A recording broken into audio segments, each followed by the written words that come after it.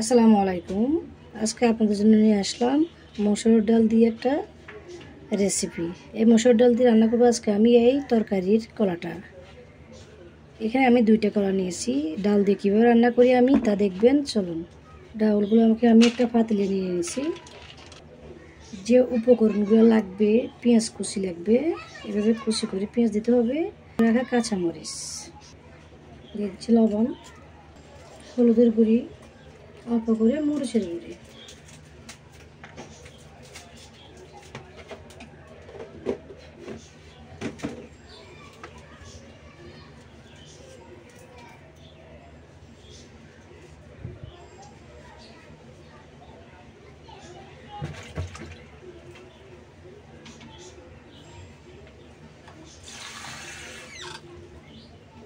দিয়ে দিব বেশ কিছু পানি। ডালটা ফুটে আসা পর্যন্ত অপেক্ষা করব।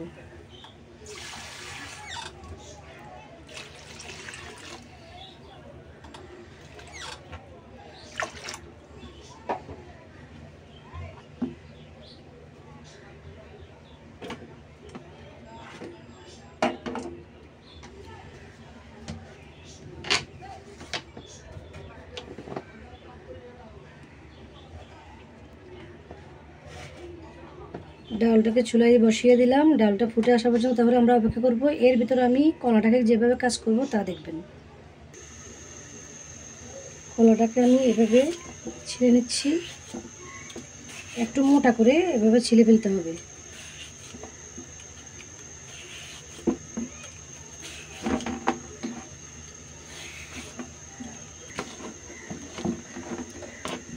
কলাটাকে এভাবে কেটে নিলাম।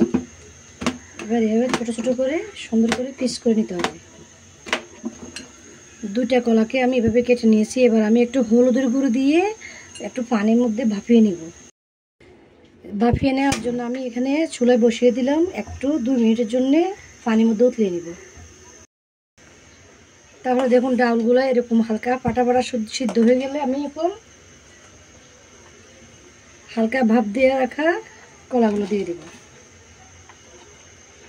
কলাগুলো কিন্তু একেবারে বেশি সিদ্ধ করা যাবে না। প্রথমে যখন পানি দিয়ে হলুদ দিয়ে ভাপানো হয়। এইখানে শেষ নয় রান্না, কলাগুলো সিদ্ধ হওয়া পর্যন্ত অপেক্ষা করতে হবে। আরও কিন্তু কাজ আছে।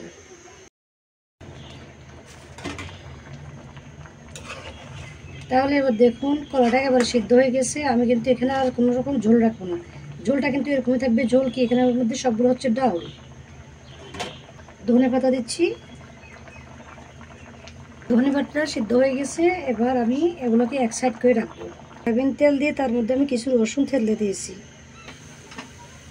রসুনটা যখন একটু ভাজা ভাজা হয়ে আসবে দিয়ে দিব আমি এখানে কিছুটা হলুদের গুঁড়ি।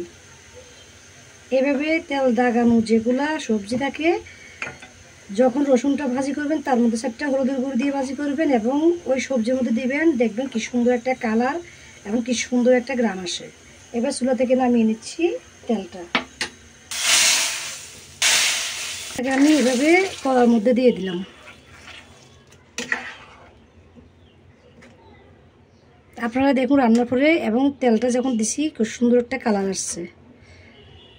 তাহলে দেখুন এই ডাউলের সবজিটা, কলার সবজি এভাবে রান্না করলে কিন্তু অনেক ভালো লাগে। রান্না করে দেখবেন একবার আমার মতো এইভাবে রান্না করে।